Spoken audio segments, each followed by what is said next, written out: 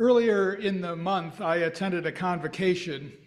We met in Charlotte, North Carolina, and which has been in the news a lot lately. The convocation was for Unitarian Universalist ministers and scholars. I went to a seminary where they always claimed that they were training minister scholars, so it felt good to be there. We gathered to observe the 200th anniversary of the 1825 founding of the American Unitarian Association. And so for 3 days, we told our favorite Unitarian Universalist stories, which were quite diverse, delivered in 25-minute presentations, all under the convocation title of Expanding the Boundaries of Unitarian Universalism. My contribution, as you might have guessed, was all about the way our faith ancestors participated in the colonization of the Philippines from 1898 to 1946. As my attention wandered during some of the presentations, which some people would call boredom, but it really was just, there were some that I didn't have quite the level of interest in that I should have had. As my mind wandered, I would think about the meaning and value of stories, especially personal stories, narratives, which we all have. These personal stories are what poet Whitney Hanson had in mind when she wrote, "It is our human tendency to think of life in terms of story arcs. The protagonist goes on a journey of self-discovery, then she endures the greatest of trials. Finally, she overcomes them and the story ends." Hanson continues, "In life, the story doesn't end.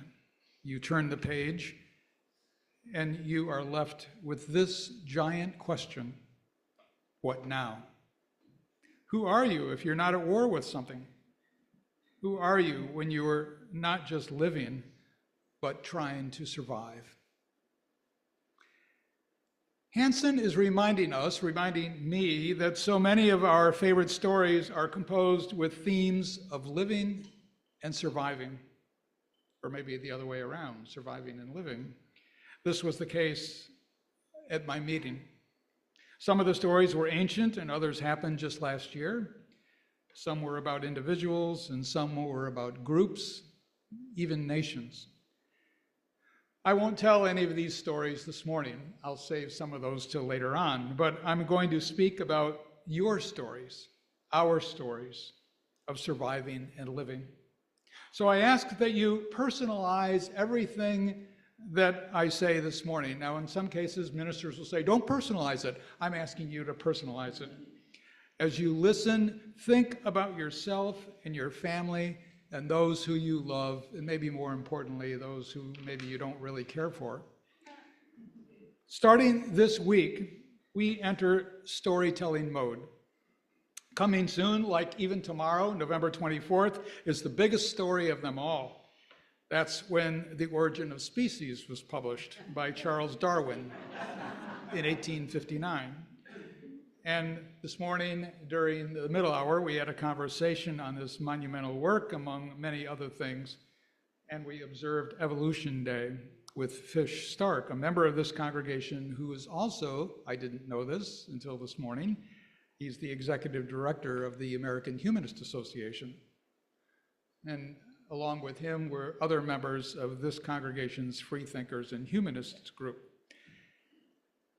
But there's more. There's more to our storytelling.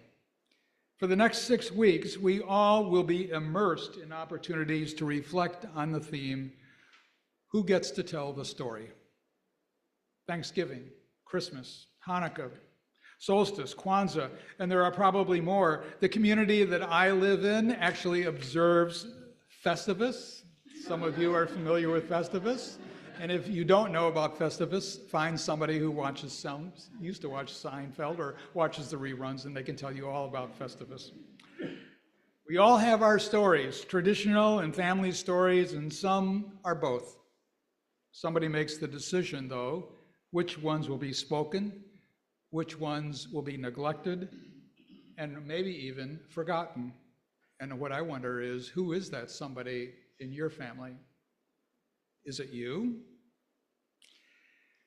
When I was at my convocation, one morning I woke up, and apropos of what Mickey had shared, I had my Uncle Earl on the brain. I had been telling stories in my sleep, in my dreams about my Uncle Earl, and that is never the case.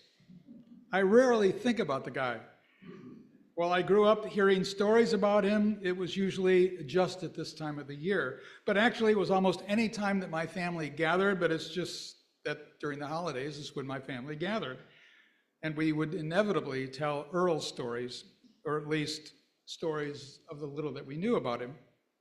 So let me share what I know about my Uncle Earl. I have slide one. Here is a picture of my family as they were in 1918. They lived on and worked a farm in Cedar Falls, Iowa. You can see my grandfather, Fred, who I'm told I'm not named after, the one with the mustache, and my grandmother, Florence, all the way at the other end of the same row. The baby in my grandmother's lap is somebody some of you have met. That's my father. He was the last of 7 children, because that's what you did when you owned a farm, was you not only raised cattle, you produced children who became the farm workers, right? By the time he was born, my grandmother, Florence, must have been exhausted. So it fell to my Aunt Zatha, who is right in the middle. Zatha. Does anybody here know a Zatha? No, it's an unusual name, Zatha. My Aunt Zatha, who lived to be 104, she raised my father, and she would constantly remind us, especially the children, that she was the one who was responsible for my father.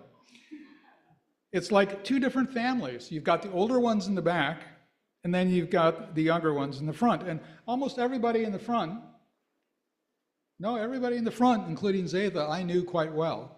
I didn't know anybody in the back. Standing behind Florence is my Uncle Earl Frederick Muir. This is the only picture I have of Earl. I inherited all of my family's photographs, and this is it on Earl. So here's the story we were told and rehearsed over and over, usually during the holidays. Earl disappeared just several years after this photograph was taken. And I mean, he disappeared. According to my father, no one knows why. They searched. The family hired people. They got the government involved. There was nothing. He had simply vanished. This had to be traumatic. I remember when every year my grandmother would live with us for 4 months, and she would live with us because her husband had died when my father was 12. It was either the Depression or coming close to the Depression. There was no safety net. She had never worked. She had nothing. So basically, she went around to everybody in that lower row and lived with them for at least 4 months, and they took care of her. So when she came to visit us, she must have been around 70. And occasionally, in the middle of the night, when there would be a noise outside or something on the inside, usually the dog, I would hear Florence shout, "Earl, is that you? Earl, are you home?" That's how I learned about my Uncle Earl. Of course, the thing everybody loved to speculate about, to create stories about, was why had he left? I mean, what could have prompted his leaving? An argument, a debt, trouble with the sheriff? Had he been told to get out of town? For all we know, he had died. So we imagined the reasons, which was quite entertaining, especially as a child, to come up with reasons for why he had left. And of course, none of this was done in front of my grandmother.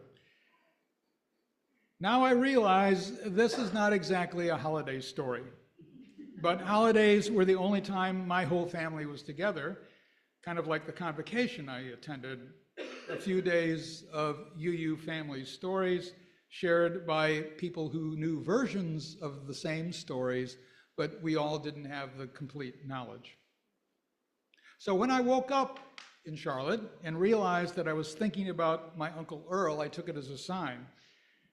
One of the places I went to was to Skip Gates, Dr. Henry Louis Gates, Jr., the Harvard historian who hosts the PBS show, Finding Your Roots. Anybody watch that show?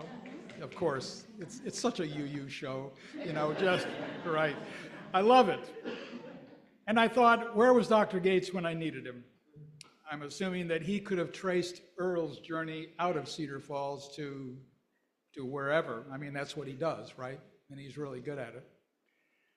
If you watch this program, you know that there is often a big reveal. The guest who has asked Dr. Gates to dig into their family history, usually with questions they want answered, like, where did my Uncle Earl go? Often they will learn a family fact that brings them great joy and clarity. Or they learn something that now they wish they didn't know. And the camera reveals their disappointment, their alarm, maybe even their anger. I've read that there have been guests who had to leave the show because they were so upset and they couldn't come back to hear any more. That wasn't our experience with Earl. About 20 years ago, I got a phone voicemail from my father in which he simply said, "Fred, this is your father." That's always what he said, you know. I mean, who else? I mean, I know my father's voice. And then he said, "You won't believe what just happened. Call me." What do you think happened? They found Earl. Thanks to his Mormon granddaughter from Los Angeles, who had made her way to my Aunt Zatha's door in Iowa, knocked and said, "I think my grandfather, Edwin Sherburne, is your brother, Earl Muir." It's like something out of a novel. I don't remember the whole story. There are lots of holes, some of which I probably don't want to fill. But he had been living in a small town in Oklahoma with a new name, married, with 2 children. So it comes out, I've got all these cousins I never met before. He had been the postmaster. He was respected and loved and had died a decade ago. And the story continues. My Aunt Zatha was coming up on her 100th birthday celebration, and so she invited all of the new California and Oklahoma relatives to her party, and they were wonderful. But most of the Iowa family didn't think much of them. All these decades later, they were still confused and angry at Earl for what he had done, and they chose to show their anger by doing their best to ignore our new family members. What was really funny, they were in-laws, but they decided that as a group they would be known as the Outlaws. As I said, this is not much of a family holiday story with lots of good cheer, with warm, fuzzy feelings and all of that. And yet there's a theme here that fits the holidays, which is, slide, who gets to tell the story? An origin story of sorts. And who are the characters to be named in your story? And who gets left out? And why? Whoever tells the family stories will, at least at first, decide whether they will be stories of surviving or living or both. It's as though before any gathering, somebody needs to read aloud "The Road Not Taken." Thank you, Mickey. So all assembled understand that there was a path not taken, and that has made all the difference. Rachel Mann, a Church of England priest, writes that humans love a good story. More than that, we like a good story to live by. Whether that's the American dream, the World War II myth of Britain alone, or the greatest story ever told, many of us adore a story that tells us who we were or are and who we can become. The story arc that we enter into at this time of the year does all of these. In the words of the song that we sang earlier, and it was a wonderful, you did a great job. Where do we come from? Where are we? Where are we going? For most of my life, my uncle's whereabouts was a mystery and a riddle. And while we finally got some answers, as with many stories, there are so many more questions, like, why did he leave? Where was he going? I have a hunch that isn't terribly satisfying, but it works for me. What is true to the story arc of the winter holidays is all about surviving and living. For better or for worse, I think my Uncle Earl saw the writing on the wall. His father had died. There were these 6 siblings that he had to deal with. The Depression was coming on, and he needed to save himself. So he left. I think he believed that in order to survive and live, he needed to go. He needed to start anew. And like many historical narratives, we continue to find the truth. Who knows how many other children are out there that come knocking on the doors. I turn to these themes because they are so common and they give shape to our lives, to my uncle's life. I mean, just look at the stories that are nearly here. Tomorrow's Evolution Day reminds us of the interconnected web of all existence, of which we are a part, of every living thing trying to survive and flourish. On Thursday is Thanksgiving, which for both the Pilgrims and the Wampanoag Indians of coastal Massachusetts, they were simply trying to survive and live. Hanukkah starts December 14th and recalls the Maccabees' desire to cleanse the desecrated temple and light the menorah, but had only enough oil for one night. The winter solstice is December 21st and is the most ancient observance of all, and celebrations focus on the return of light, renewal, and the cycles of nature. And then comes Christmas. Joseph and Mary are dealing with the Roman occupation, and all they want to do is to find shelter for the night. Even Santa has to figure out how to deliver all those gifts just in one night around the world.